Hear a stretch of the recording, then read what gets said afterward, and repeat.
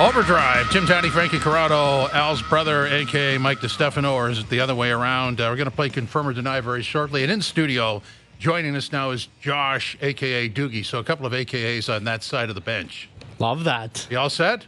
All set. Let's do it. Okay, before I make my patented throw to it, Uh-oh. Confirm or Deny is brought to you by Summit Ford and South Lake Ford Lincoln, where there is no such thing as no trade clause. Any make, any model, anytime. Visit summitford.com or southlakeford.com today.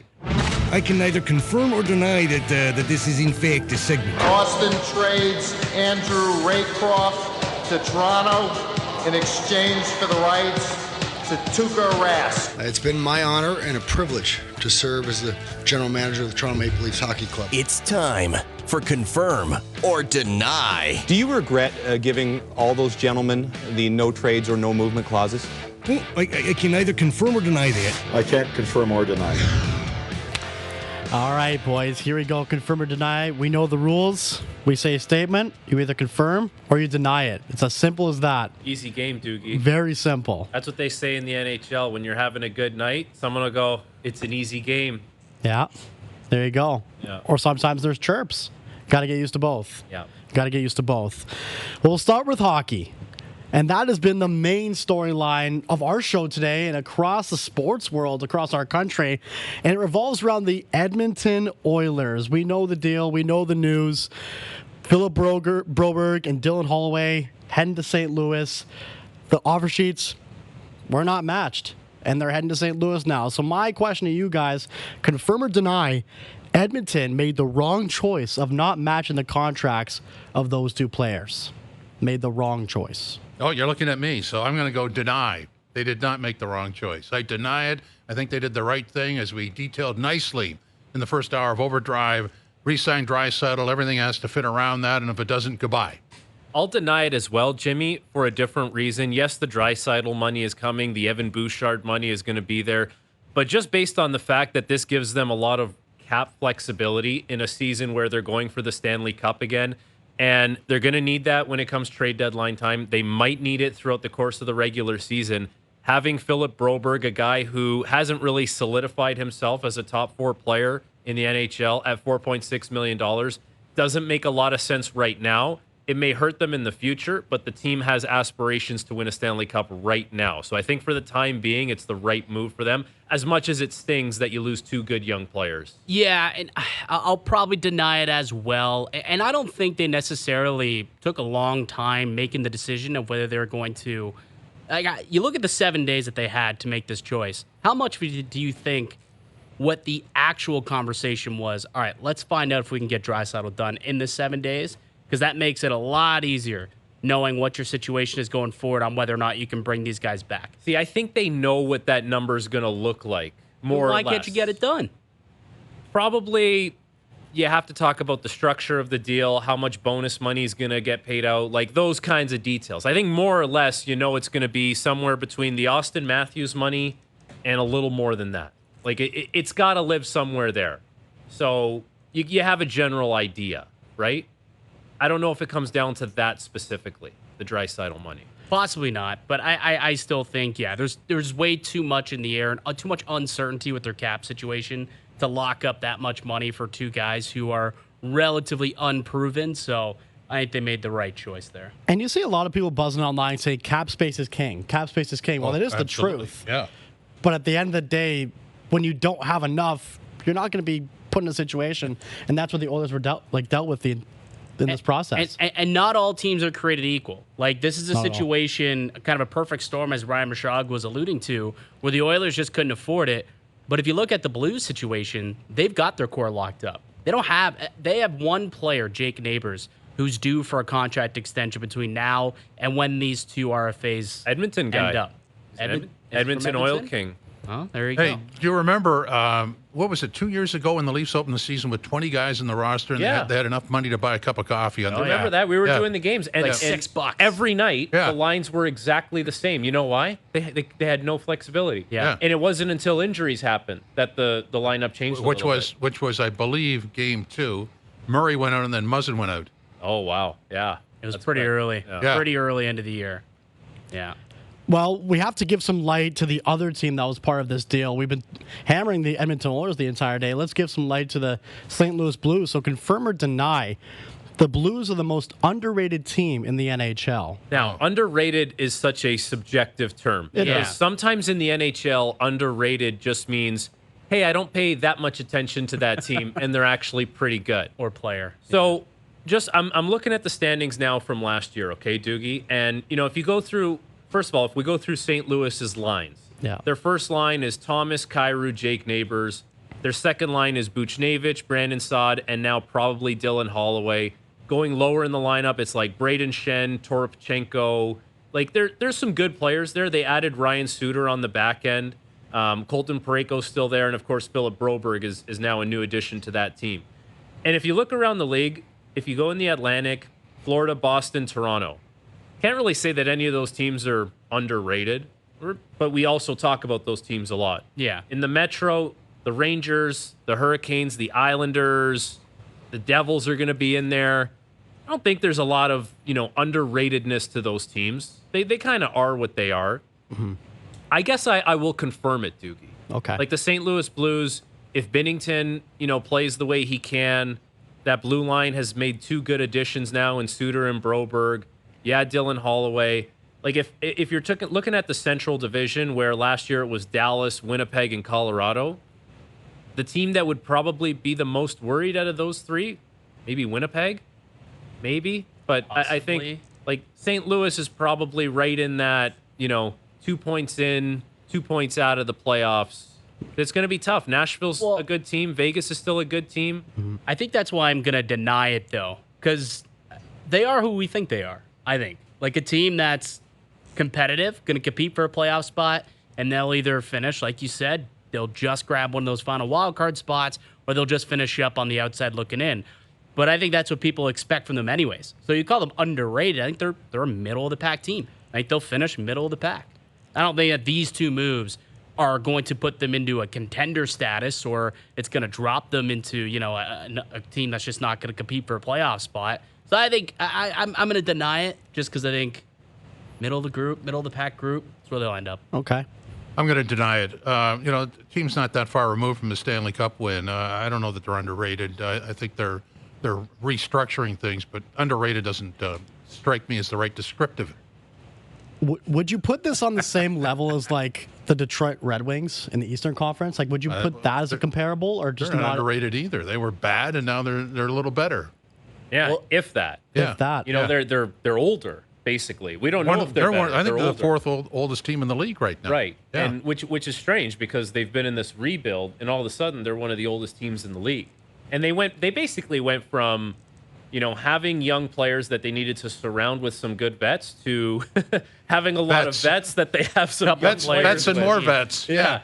Really bizarre when you think about it, too. Like, how well Stevie Y constructed that Tampa Bay Lightning team. And I guess he hit on a lot of really good draft picks, and maybe there's still some stuff to come from Detroit.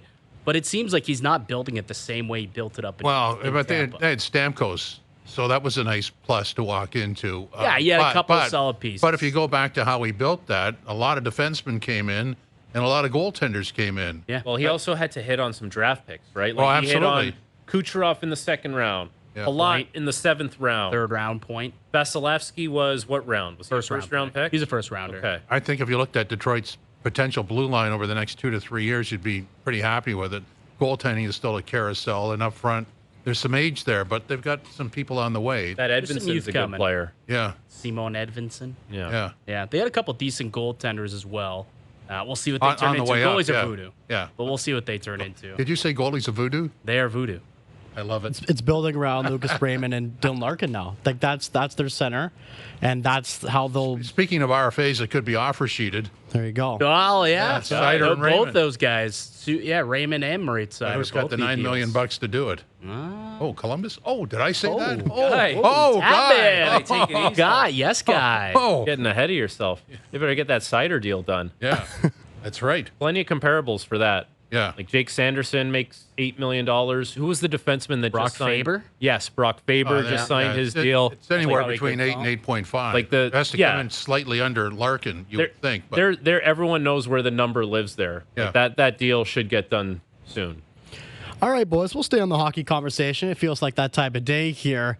And we've been talking about Leon Draisaitl extensively, and his name will be popping up when the season starts, when the season's going, and when that season ends, because the contract conversation will be a cloud in Edmonton.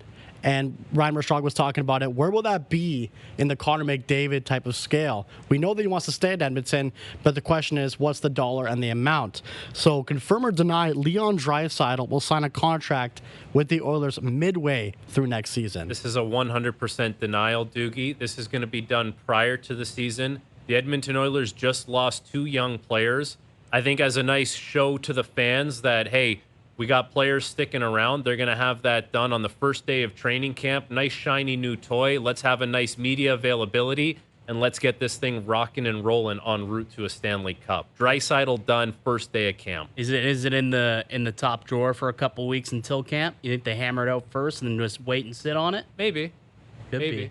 Maybe. Hey, that could be an opportunity. I'm with him though. I'm going to deny it just because I think that we will also see a contract signed. You can't possibly go into the season and not have that dealt with. You just had some bad publicity with the Bowman, hiring Stan Bowman, and then his first order of business was losing out on these 2 young prospects. I don't think you can go into the season without having Draisaitl all locked in and locked up. Yeah, likewise, ditto. I deny it too. It's going to be done. I guess the trick is because Connor McDavid expires in 2 years, that you want to sort of know where that's going to go, and then you want to come in under it, and maybe for the first year you have to come in under 12.5 because that's where Connor McDavid sits. So there'll always be some sort of ladder that way. But yeah, a poor wording guy, I have to say. You can't do that halfway through the season. This got to be done now. Did you brief him on how to word things for Yes Guy, No Guy? But, I mean, and I believe AB, you said Stan Bowman lost. Stan Bowman knows what he's doing. He knew exactly. He knows exactly what to do. You said it before. Oh yeah, I think Stan Bowman. But what I meant was like for the Oilers, that hiring was a bit of a questionable hiring. Everyone knew that. So like, there's been a couple of PR hits on this team. They cannot afford to lose Leon Draisaitl as well. Not going to happen. Yeah, not going to happen. I mean, this is going to get done. It's a matter of time. Hopefully, it's sooner rather than later. If I were the Oilers and I was an Oilers fan, I would not want to be going to the season without a contract. You don't even want open training camp like that. No. Right. How long is long term in this situation though? Because in this day in NHL, it's not. Well, dude, if you can get him for 8 years, you got to try and get him for 8 years. But if he only wants 5, you do that too. You're at the mercy of how many years he wants to give you. It doesn't matter, right? You just that guy's in a category of like Austin Matthews, Connor McDavid, where he's 28. There's so few players in the league that really get to dictate the terms and conditions to their contract. He's one of those guys. Yeah, you kind of you're at his mercy. You're going to give him 8 unless he doesn't want 8. Exactly. You're doing everything you can to give him 8. All right, boys, let's shift our gears to the Western Conference. We're still in the Western Conference, but let's go to Vancouver. And some reports coming out today that the Canucks are looking for another goaltender to add to their roster. Thatcher Demko entering the season, not 100%, and that's a red flag for a lot of Canucks fans saying, if this guy's not healthy, do we have to turn to Shelovs? Do we have to go to more of our depth? We know that Demko is going to be the X factor for this team. We know how skilled their forwards are. We know how skilled that defensive team is. But now it's going to come to the goaltender, and that will take him to a next level. So confirm or deny, Thatcher Demko's health will be the Canucks' X factor to contend for the Stanley Cup. Oh, to contend for the Stanley Cup. Not the playoffs. I'm going to confirm that. Yeah, definitely. You need him. I mean, depth is great. But you don't want to have to rely on depth unless you're in an emergency situation. So I absolutely confirm that. I'm gonna deny it. Really? I'm gonna deny it. Yeah. Look. What wins in the Stanley Cup ultimately? What wins you a Stanley Cup every year? What do we always talk about? Goaltending. Is it goaltending? We always talk about goaltending. Or do we talk about the monsters on the blue line? Sure, that's part of it. Like I think that the we saw last year, they came to within one period of defeating the Edmonton Oilers, who went to a Game 7 of Stanley Cup Final with Shelovs, right? Because they were able to play the way that they had to up front, right? Rick Tocchet's came in and he's instilled a really good work ethic with this group. And I think you look what they've done up front. They had a Jake DeBrusk. They've made some little tweaks on defense. I like what this team is doing up front. And I think that Artur Chilov showed me last year in the playoffs, he can win and play. He can play and win you games, the big games, right? So I think that although it is a big step down, I don't think it's necessarily something that's going to take them out of contention. I am 100% confirm on this. Thatcher Demko and his health is definitely a concern for the Canucks. They need him to be healthy, and this is something that's plagued him throughout the majority of his career. Not necessarily being able to stay healthy. I don't think that it would affect the Canucks as much during the regular season if Shelov's picked up some of the workload. But when it comes playoff time, this is the guy that I want going every single night, no matter what. And this is the guy that can steal you a game. And the blue line in Vancouver, big players, probably not as good as it was last year. Still going to be okay. They've done a good job to get some more scoring on the wings, but this is the guy that separates you. This guy in net. He can steal you a game. He can steal you a series, but if he's not available, it's going to be much tougher. They need him healthy. They absolutely need him healthy. I would probably confirm this as well, just because of how much he's done for this team and how much they've relied on him in situations where you need a goaltender. I'm seeing that Martin Jones, Kevin Lankinen, Antti Ranta are some of the veteran goaltenders that are still unsigned. So do they go with that type of route? Like, do they sign a veteran who's been in the league, kind of has the hardware on the ice to say... Like as that 3 goalie just in case? You're going to have to sneak him through waivers. I would say so. Right? Because Shelovs is going to be your NHL guy to start. Yeah. Demko, you would think theoretically, is going to start the season healthy on the NHL roster, so you need someone you can sneak through. And then you need someone that, if Thatcher Demko does get hurt, can come up and actually give you something, similar to what Martin Jones did for the Leafs last year. Yeah. Well, we'll see what they end up doing, but it's not that I want to equate it to the Leafs, but it's like goaltending has never been the Leafs' issue, right? You look at this past season for this playoffs for the Canucks. It wasn't goaltending that was the issue. They couldn't get Elias Pettersson going. Yeah, right? They couldn't get the offense needed to really flourish. They got enough goaltending out of Artur Shelovs to win that series against Edmonton. Let me ask you this, Al's brother. If you're Team USA and you have a healthy Thatcher Demko ahead of the Four Nations Cup, is he your starting goalie? No. Connor Hellebuck would be the starting goaltender. Really? Yeah. What do you mean, really? We're talking about a perennial Vezina candidate. For sure. Yeah. Yeah. I love Thatcher Demko. I think he's one of the top 5 goaltender in the league, hands down. You're always a Demko guy. I'm a big Demko guy. Been a big Demko guy a long time, but we're talking like Connor Hellebuck. You can make the argument on any given night that he's the best goaltender in the league. Yeah. Good problem to have. Great problem to have. Yeah. Them and the Russians. They're absolutely just pumping out goaltenders. There must be some really excited fans in Vancouver right now, considering after last season, if you get him healthy. Good team. They're a really good team. And especially how turnaround. The previous 8 years kind of went there, where it was tumultuous and it was up and down, and the team never really had the right expectations or met the expectations. Like, that's a team that probably now, I could see that team going to the conference finals. Yeah. They're close. I mean, they were a game away from it last year. No. 1 game away. No? It's Edmonton. Yeah, but we can't just say it's a formality that they're going to be there. Yeah, There ask me. I still told is. you. I mean, that's what do you want me to do? Make a story up? No, I'm just saying Tatti goes. I could see it. Well, I could see see it it. too, but not this year. Okay, guy. I could see it later on. No guy. Yeah, no guy. Whatever. Well, as Al's brother alluded to in the last hour, the Seattle Kraken signing a cornerstone of their franchise in Matty Beniers to a 7.14 on the AAV over 7 years. And this sparks the conversation. We were talking about it before the show that Yaroslav Slavkovsky got a deal that was pretty similar to this. And if you're following the track record here, top pick, what is this going to mean for the guy in Chicago who's leading that franchise now, Connor Bedard? So confirm or deny, Connor Bedard will make at least $9 million on the AAV. Oh, On his next on deal? his next deal. Coming off an entry-level contract? $9 million. I will confirm this, Doogie. Kind of have to, don't you? I'm going to confirm it. A hesitant confirm. Yeah, but think about this guy, man. Like, last year he gets hurt, still wins Rookie of the Year, still puts up big numbers. Now this year, he's actually got some skill around him. Like, Chicago went out and made themselves a more competitive team. A lot of that was because they need players to play with Connor Bedard and help push him along and, kind of propel him into superstar status. And if he does that, $9 million is definitely, on the radar. Could be a kid. steal. Yeah, it actually could be a steal for sure down the road. He's that good. He's that talented.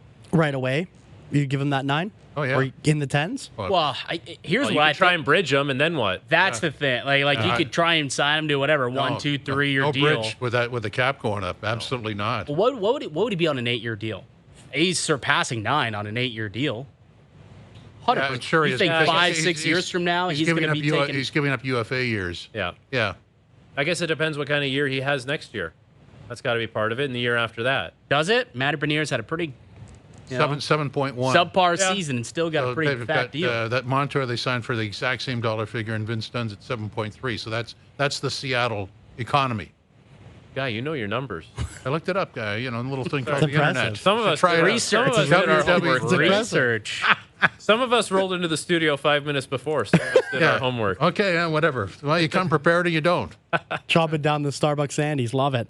Let's go local. Let's go with our Maple Leafs here because we know Austin Matthews wearing the C, and it's a different type of level when you get that honor and you're within the names of the greatest players who've played with this franchise. And I've had people ask me, and I've had a lot of conversations with my own friends saying, with the C, will it change the dynamic of the way he plays? Will it be more kind of a leader? Will there be more playmaking to his game? So my question to you guys, Austin Matthews is a lock to win the Rocket Richard next year. Confirm or deny? I'm going to confirm that. And by the way, since you didn't ask on the Bedard thing, I confirm that too. Yes, guy. I just think that, when everybody's concerned about how he'll be as a leader, I think he's going to be the same player, but you'll see the effect more. Okay. Does that make any sense? Yes, 100%. for sure. So you're saying he's a lock? Austin Matthews is winning the Rocket Richard Trophy next season. Confirm or deny? He's obviously a very heavy favorite, and I think right now, actually, on FanDuel, he is minus money to win the Rocket Richard. So that should just show you how much of a favorite he is. The Norris Trophy favorite is Cale Makar. I think he's plus 260 or something like that. The only reason I'll deny it, Doogie, is that when you're taking one player versus the field for this singular kind of award, if something goes wrong, if he gets hurt, if someone has a big year like McDavid could do or Pasternak could do or Draisaitl could do, it's just there's too many things at play when it comes to one guy versus the field. Although I think Matthews has a very good chance and in all likelihood will win, in this situation, I'll deny it. Okay. I'll confirm it. I mean, he's gotten to a point where this guy almost scored 70 goals last year. He's clearly the best goal scorer in the NHL. And yes, I'm assuming good health when we talk about this, right? If he stays healthy, I think that there's no doubt Austin Matthews is going to be at top of the mountain again. And to your point, he's minus 115 on FanDuel right now. And I believe outside of Connor McDavid, where he is also minus 160 to win the Art Ross, the only futures award bet that is minus money, where you got to pay a little juice for it. Everything else, a little bit of plus money odds on it. So FanDuel, the books, do believe that Austin Matthews is clearly the front runner. Next is Pastat, plus 550. So quite a big drop. Heavy favorite. Yeah, heavy favorite. Or heavy leanage. Did you answer that, guy? Yeah, I did. I started it. Oh, sorry. Yeah, I keep track of those things. Okay. I'd let you know, believe me. Yes, you would. Go ahead, sir. Well, we saw Chris Patrick, Capitals general manager. He was asked a question about Alexander Ovechkin, and I saw, Frankie, you were doing some hits on it with SC about where Alex Ovechkin's going to be on the goal-scoring rank and if he's going to attain Wayne Gretzky's goal-scoring record. We did this a couple weeks ago, and I'm going to bring it back because he was posed this question, and he said Alexander Ovechkin will probably do this. This is definitely going to be on the table. So confirm or deny, Alexander Ovechkin will break Wayne Gretzky's goal-scoring record. Needs 42 goals this season. Oh. Deny this year. He's not going to score 42 goals this year. Or I'd be shocked if he scored 42 this year. He is declining, but I don't think the decline was as steep as it was made out to be in the early goings of last year. Because he snapped out of it. Right. Yeah. And chances are he doesn't start as cold as he does last year, and he probably scores at a healthy pace. What is that? 28, 30, 32 goals. I just have a hard time seeing him get 42 this year. Big number. It's a big number, but goal scoring is up. Goal scoring is definitely up, and I think that's not going to change, right? The power play is up, and I think, Spencer Carber was a power play, whiz, if you want to call that, when he was here in Toronto. So I think that explains why maybe it took a little bit for those goals to come, but they eventually came. I'm gonna confirm it. I think that's really all he wants to do this year, and I think he's just gonna keep firing pucks. Game 82, 42nd goal guy. Keep firing pucks on net until it happens. I mean, they insulated that roster pretty well. I don't know how you guys think about what Washington did, but they added some decent pieces around him, and I think that with some more help. Last year there wasn't a lot of help. This year there is. I think that he'll be able to come through and pull it off. If I pushed it, I could see him somewhere like 35, 37. I don't see 42. So, no, I deny it. Al's brother, I got to add to your point there. Pierre-Luc Dubois, Andrew Mangiapane.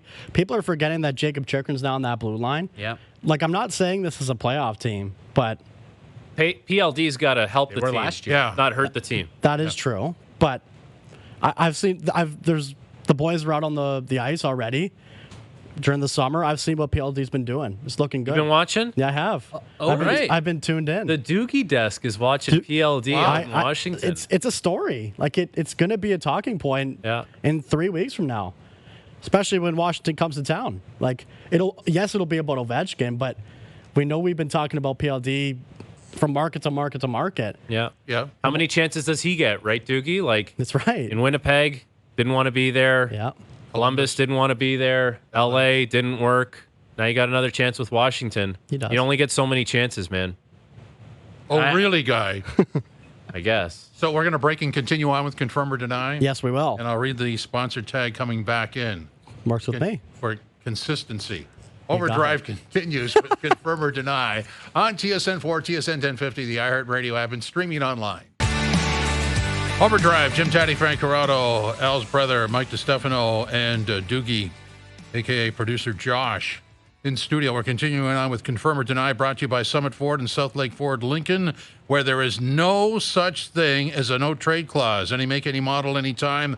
Visit summitford.com or southlakeford.com today. Love that. Very good guy. Expressive, wasn't it? Very good. Had my best man on it. One of the best on it. So I agree with that. Continue we on, got, sir. Yeah, go ahead. All right. Let's go. Well, we had a bunch of hockey to start our Confirm or Deny in the first hour. You're making me crack up over here. To start our Confirm or Deny in the first hour. But let's shift gears a little bit and go with some baseball. A loss for the Blue Jays last night. My FanDuel best bets did not go well. I had Vladdy Jr. on the hit. Smashes a home run, but the Cincinnati Reds are looking to win their first series in Toronto in franchise history. That does make sense because the new change in the schedule. Now they play each other at least once in the season. It was never like that. It was only a division. And Vladdy Jr.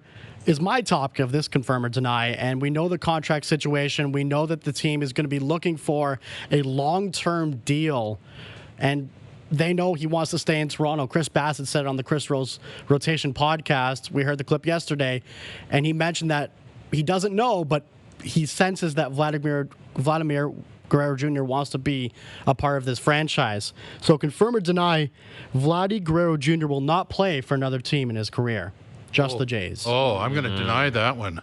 I think at some point, because you're talking about infinity here, at some point he does. In his career. Yeah, at some point he plays somewhere else. So I have to deny that. I'm also going to deny that. Like, he's going to have a long career, and he's going to have lots of opportunities to go play pretty much wherever he wants to. If he wants to be a Yankee, if he wants to be a Red Sox, if he wants to be a Dodger, like somewhere down the road, he will have that opportunity. And he will, by that time, have given a lot of service and a lot of good times and, good seasons to the Toronto Blue Jays. And Agreed. I could see him, finishing his career somewhere else.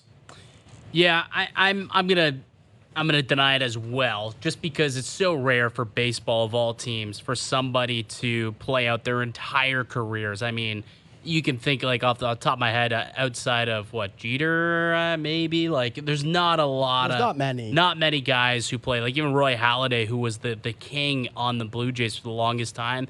Eventually, they moved on from him. Like it happens so often in baseball, and so many guys at the end of their career aren't quite ready to hang it up. But the team that they've been with, they're not sold. Think about Jose Bautista. I know he came from the Pirates, so it wasn't the same thing.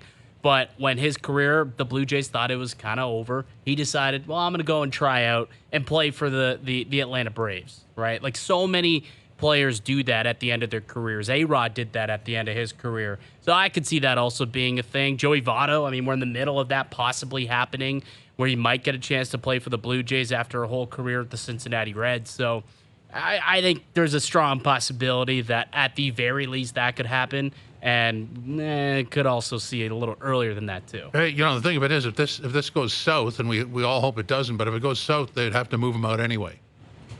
They got to get a return. Yeah. You hope that that's not the reason why it ends, but that's a possibility. But if they turn the corner like really quickly, does that change your mind? Like if they do say what they're going to do, we're going to contend in 2025 and onwards. I just don't see that doesn't change your mind. I just don't see them contending, like truthfully contending. Like he talked about championship. Yeah, contending for a title. I do not see this team as the roster's constructed being anywhere close to contending for a championship, especially if they move on from Bo Bichette this summer. So I just don't see that happening. I just don't see it happening. There we go. That's perfect. I mean, you did that on purpose, didn't you? You did that setup with JP. Halfway through, I set it up. I saw the sudden stop and the glint in your eye. He knew JP was going to play it. Well, I gave JP a second to find it. We worked together on that one. Attaboy JP. But like in all honesty, I think that's, I don't see them competing next year for a title. Could they squeak in with a wild card spot? For sure. Championship? No way. Well, they'll do everything they can, right? Like they'll make all these moves over the offseason. Why didn't they do that this year, though? Because, first of all, they tried to get Ohtani for $700 million. Yes, then they had no pivot. Then they were out on everything, and then it just didn't happen. And then they sold everyone on, well, it's just going to be internal improvement. Obviously, it didn't work. But now they've kind of put this out there that we're going to try and compete next year. Sure. So you better make a plethora of moves this offseason that follow that path. Now, will that work out? Will they actually be competitive next year? I have a hard time believing it, but they have no choice but to go out and make moves this offseason that would say that that's what they're actually serious about. They have no choice. I'm not inspired by that. I would love to know, though, where Vladdy's at, how much he's tying what this front office does this summer, I guess, to his future with the team. Like, does he want to be here regardless? Would he be willing to wait a couple more years? Even if they move on from Bichette, maybe they move on from a couple of these pitchers, a couple of these veteran guys, and they do a quick retool. Is he willing to stick around for that 2-3 years, or maybe they're still trying to get to where they got to get to? This is where what we get to with a lot of teams is he willing to? It's market value. He's got to know what he's worth, and if it doesn't happen here, he's got to go somewhere else to get it. Why would you deny yourself that opportunity? Well, I think he can get what he wants here, but does he want to stick around for it? Well, if he can get fair market value here, which is what 30 plus, then sure he stays. Well, but so you get $30 million here, you're not a contending team. Or the Yankees will give you $30 million, and you're going to be a contending team. That's what I'm talking about. Yeah. I think any team will match whatever the Blue Jays. It's not like they're the Yankees and Dodgers, and they can go out there and sign these guys to massive deals. If he stays here, he's the centerpiece and should be treated as such. Absolutely. Yes. Absolutely. Yeah. But you have to build around him, which to date has been a problem. And I do think Juan Soto's looking for a deal right now. I do think it's going to be in that ballpark of that money. Like that's going to be a compare and contrast. What are you saying, Doogie? You want to bring Juan Soto to Toronto? Is that Ohtani 2.0 with Juan Soto? Well, it was a conversation last year, wasn't it? Those two players were tied at the spring via trade at a much smaller deal. The Ohtani thing was it's different. Yeah, it's not just you got that international that's a completely it's not just a baseball situation. deal. It's a corporate deal. Yeah. I was more looking at the number value. The number value. Like if they're willing to play Vladdy that much, it's going to be around the Soto deal, no doubt, right? You would, you would think they'd be willing to pay. But what we him, came out of this year with is the knowledge that they're willing to go to the tax number. They are, which is kind of it's eye opening. Well, it's eye opening because they didn't do that before, but They're at the tax number now. They're willing to go there. The ultimate question comes out of this is with the Brinks truck that's loaded and ready to spend, are the players there that deserve it? Yeah. That are going to help you. That's right. So you have to time that with, I got the Brinks truck and the guys are there. We can do this. You don't just empty the Brinks truck. You're right. They're willing to pay. It's just a matter of the performance on the field. And if you look at tonight's roster against the Cincinnati Reds, Will Wagner batting 4th, Spencer Horwitz batting 6th. These are guys that you're going to be building around. Like, if you looked at this lineup, Will Wagner's got 39 at bats, and they're already batting 4th on the up. Toronto Blue Jays. That's right where behind his team's Vladdy at. Jr. That's where they're at. I mean, he's played well. I'll give it to him. The kid's played pretty well so far. Very small sample size, but it's just kind of funny to see. It was nice to see his first series. And we know pitching will be a key component of this roster as well going into next season and beyond. And we saw that Bowden Francis was named the AL Player of the Week. That's a nice note throughout a season like this for the Blue Jays. And we probably know that Bowden Francis is probably going to be number 5 on the rotation next year. But Jose Berrios going tonight. He's 11-9 on the year. And my question to you guys, confirm or deny, Chris Bassitt, Kevin Gausman, and Jose Berrios are a lock to be on this rotation next season. They will be on this rotation. You want to go? Yeah, I'm going to deny that. I think Bassitt is, based on our conversation with JP yesterday, is an off-season deal. And just because if you don't get much back for him. Expiring contract next year. The only problem I have with that is, if you move on from him in the offseason, you've already put it out there that you want to be competitive next year. Are you more or less competitive without Chris Bassitt? And is he bringing you back another pitcher that can be in your rotation? That's why. Yeah, it depends what you get for him. That's why I'm going to confirm it, Doogie. Because of all the rhetoric is they want to be competitive next year. You're going to need these 3 guys in your rotation. You're going to be adding to the bullpen. You're going to be adding bats. These guys are under contract. There's not going to be subtracting of these kinds of guys that are already under contract if you want to be competitive next year. I don't love what I've heard come out of the mouth of Chris Bassitt the last few weeks here. Like, there was on the Chris Rose podcast, he came out and was, there's problems with this team. I don't know if they're fixable. He came out. Unfixable. Right. He's like, they're unfixable. And, talked about how this team didn't pivot in the offseason. And, I think he said a lot while saying that. Yeah, I don't know if he wants to really be here or be here long term. And then there was that situation a couple weeks ago when he got lit up in the one night in the Dome. Mm-hmm. And playing the Dome being closed is the reason for it. I don't know if I like what's coming out of his mouth. Seems like some excuses recently. And if I'm management, I don't know if I want that around. So I almost would think about moving that out regardless. Just doesn't seem like a guy who wants to be here. If you don't want to be here moving forward, all right, well, let's figure out something. He's a guy who's going to have value. It's not like he doesn't have any value. You can get something. I mean, look what they got for Kikuchi, right? You can get something for Chris Bassitt. This was the guy people wanted dealt at the deadline. Yeah, and I mean, in hindsight, maybe they should have tried to do that. They only wanted him dealt, though, after they saw the Kikuchi return. Oh. Very true. Right? Very true. Once that return came in, it was like, okay, you have to entertain on Chris Bassitt because he's got another year left. You're going to give, whoever's acquiring him is going to have him for an extra year, whereas Kikuchi's going to be an unrestricted free agent. But I don't know. Like, yeah, he's come out. He's talked about the team, but there's obviously deep issues. Like Matt Chapman was talking in San Francisco about how wasn't comfortable in Toronto. Never was really that comfortable there. There's obviously something that players are saying publicly, and who knows what the players that aren't saying anything publicly are thinking behind closed doors. That's what I mean. I mean, if Bassett's having this conversation on a podcast, what's he having with the pitchers at the pitchers' dinner? Well, uncensored. Yeah, what's the real conversation? Bit of an odor, right, Frankie?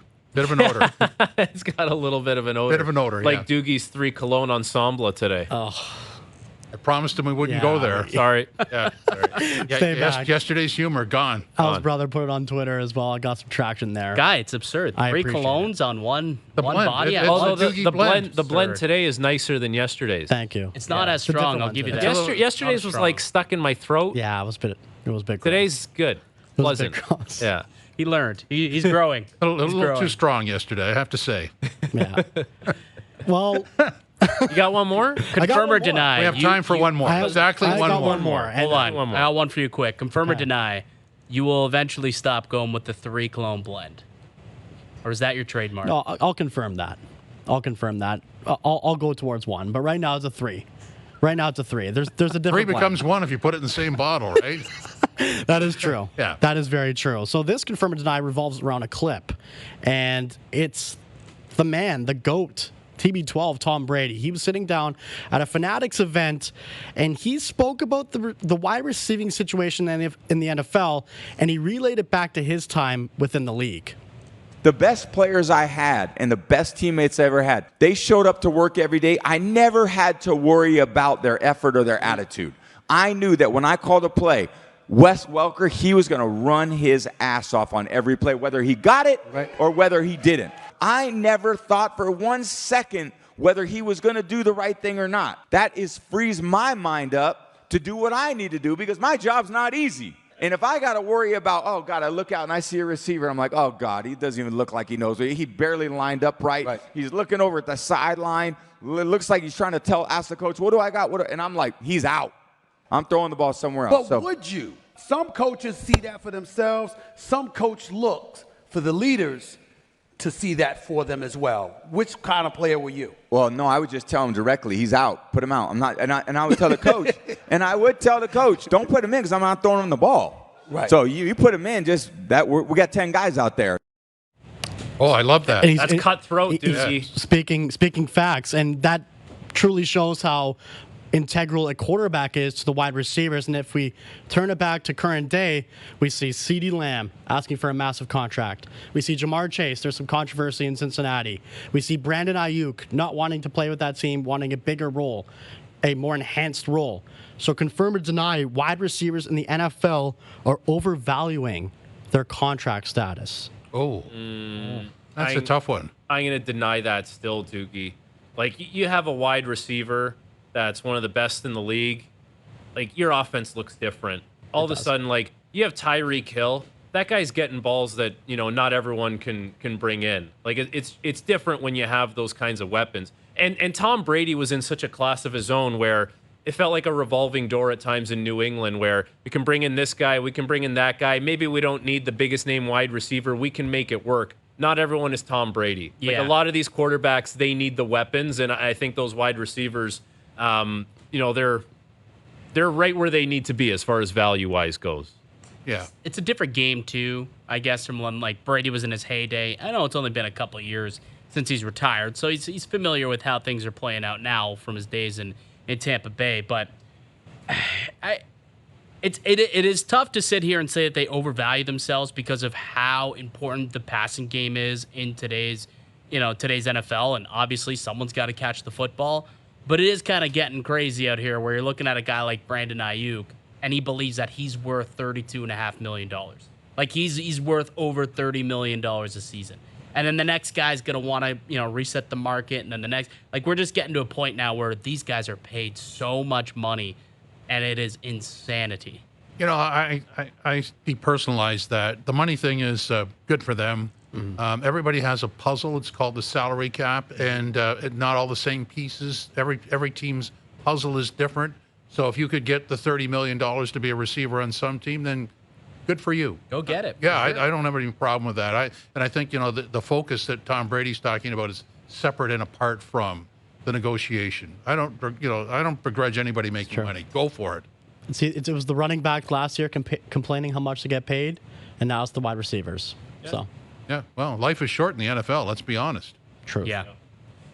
Truth. Yes, guy. Yeah, that's it. And the contract is, although front end loaded, and there are guaranteed dollars that are huge now. It's not a firm contract. Not even the same. Canceled tomorrow. Well, Justin Jefferson's the highest paid receiver in the league right now. His total value is $140 million, but only $88 million of it is guaranteed. So, if I sign that contract, I'm working for 2 weeks and I'm resigning. Boom, I'm out. I'm out. $10 million bucks. See you later. Why am I not Andrew surprised? Luck, the old Andy Luck. I would do that. I take the ice cream freezer with me. Oh yeah. The pizza heater from Scotiabank, and away I go. You'd raid the fridge. I'd raid the fridge, throw it in the back of the SUV, and I'm out of here. Unlimited pizzas for you. There you go. Good stuff today, Doogie. Right? Yeah. Appreciate really it, good boys. stuff, Doogie. Right. You as well. Way to carry Is that it? That's it. How much more you want from the guy? We've concluded. It's not going to show up on my 48 invoice. minutes into this. All right, so coming up next, we're going to talk about a few things, and then at the top of the hour, we have Kenzie Lalonde and Mark Zecchino at 6:30 to talk about the BMW Championship as the FedEx playoffs continue on the PGA Tour. This is Overdrive on TSN 4, TSN 1050, the iHeartRadio app, and streaming online. Overdrive, Jim Tatti, Frankie Corrado, and Mike DiStefano, a.k.a. Al's brother, a.k.a. AB, taking you to the top of the hour when we move to TSN 2. Overdrive is brought to you by FanDuel, bringing you everything from the opening line to the final score. Frankie C. Had a snack in the break, and you reminded me, not everybody would do this, that there was a sample on my face that I brushed off. Some people would let that sit there and suppress a laugh, but you are cut from a really nice cloth, and I appreciate that. Listen, we look out for each other. We're on national television, and that's part of the territory when you got the mustache. It's going to be a little shrapnel from time to time. It's okay. Please. That's why me and AB are here for you. That's right. Appreciate that. Absolutely. You guys are the best. Man. Yeah, you guys are the best. So we're going to resume our conversation with Kenzie Lalonde at the top of the hour as she visits us on the Maple Toyota hotline, talking about Patrick Laine and the Montreal Canadiens, which seems like a bit of a stretch based on what's happened today, but we will go back there. But that's okay. It's big news. That's a guy who, throughout the first 2 years of his career, he had more goals than Austin Matthews. Now, Austin Matthews is in a different stratosphere compared to Patrick Laine, but an undeniable talent, and now he's playing in a big Canadian market. Yeah, if he can stay healthy, if he can stay on the ice, I think that's a no-lose situation for Montreal. I think that'll work out pretty decently for them. We'll do that next on TSN 2.